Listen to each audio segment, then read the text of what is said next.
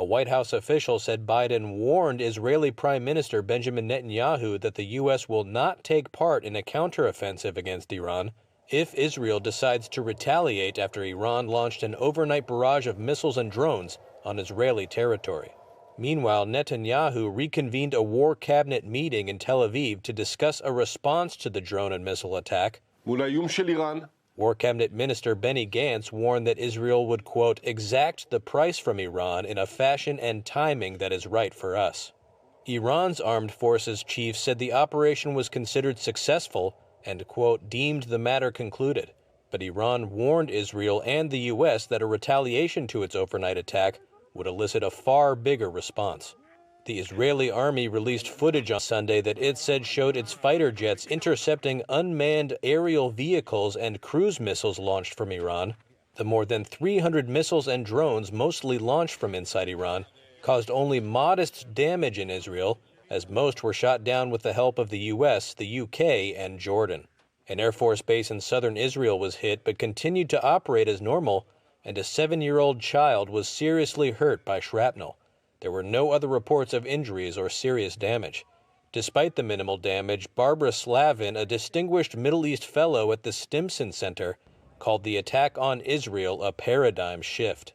The shadow war between Israel and Iran is now out in the open.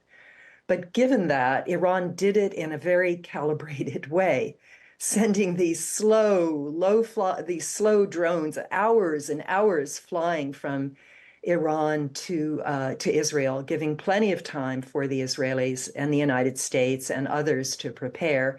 I mean, even the Jordanians shot down a bunch of these drones as they went over Jordanian airspace. Thank God no one was killed. It doesn't appear that there was very much damage. So it was kind of performative, but it was nevertheless a paradigm shift because it was a direct Iranian retaliation on Israel for Israeli attacks on Iranians. Iran's attack was over a suspected Israeli strike on its consulate in Syria that killed top military commanders. It also followed months of clashes between Israel and Iran's regional allies, triggered by the war in Gaza. The threat of open warfare erupting between Iran and Israel and dragging the United States into it has put the region on edge. It also triggered calls for restraint to avoid further escalation from global powers including Russia, China, France, and Germany, as well as Arab nations Egypt, Qatar, and the United Arab Emirates. Turkey also warned Iran it did not want further tension in the region.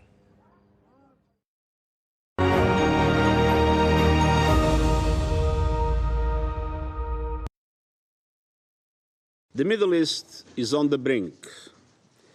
The people of the region are confronting a